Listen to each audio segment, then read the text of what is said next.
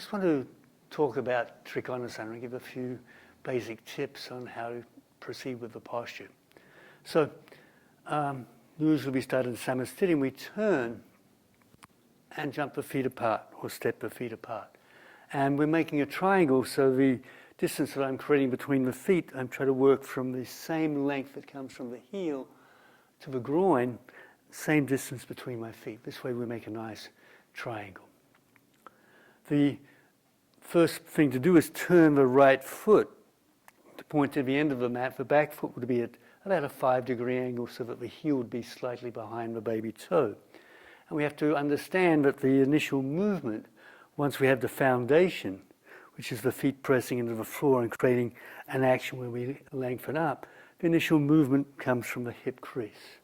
So this femur needs to just drop. And you can actually do that by placing your hand on the top of the thigh and pushing down to get the feeling, that movement that works from there. The other thing to worry about or be concerned about is the rotation of the top of the thigh. It should be an outer rotation. So to maintain the outer rotation, we need to keep the body straight. Taking the ribs in slightly and down, connecting to the abdomen, creates an outer rotation. If we stick the ribs out, then we have an inner rotation, and when we come down, we start to jam on the hip joint into the pelvis. So we really need to maintain this outer rotation, ribs in. The other thing to help you is what you do with your hands. So if we have the arms up, we should think about the opposite hand. And as we reach away, and you get that sense that when you reach away, the energy comes back through the body and helps you really ground into the foundation. So I'm always concerned about this more than anything else. So when we do it, the arms are lifted.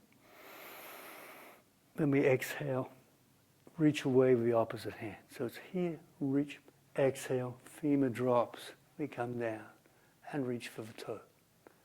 Once we're there, we can make slight adjustments for ribs coming in, the abdomen coming in, and try and straighten the body to get rid of any bumps.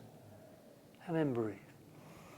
You can actually, when you've got the toe, draw the shoulder back, so you bring the shoulder blade back, and this will free the head, so the head can lengthen and then turn up. If the shoulders are forward, we jam the head. So we really want the shoulders free, so the head can turn, and we can reach up. And then usually there's 5 breaths. And to come up, reach with the opposite hand.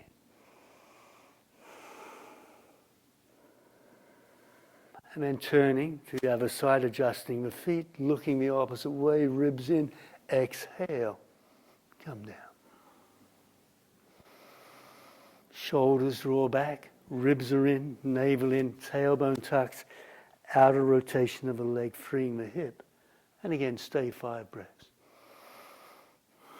And again, reach the opposite hand.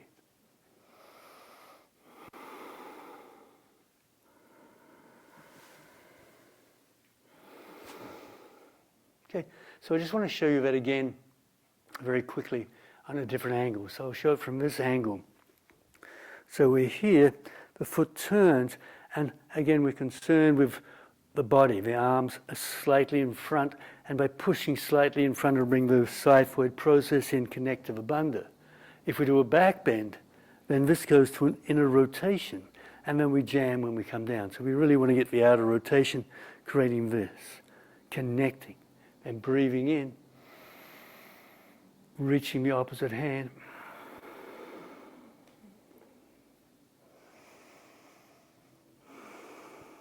Again, adjusting xiphoid process, lower abdomen, hips, all the slight adjustments, and then to come up. So, hopefully you get some good tips from this little video. Thank you very much. This is Darby from the Ashtanga Yoga Shala. Kimchi, sweet.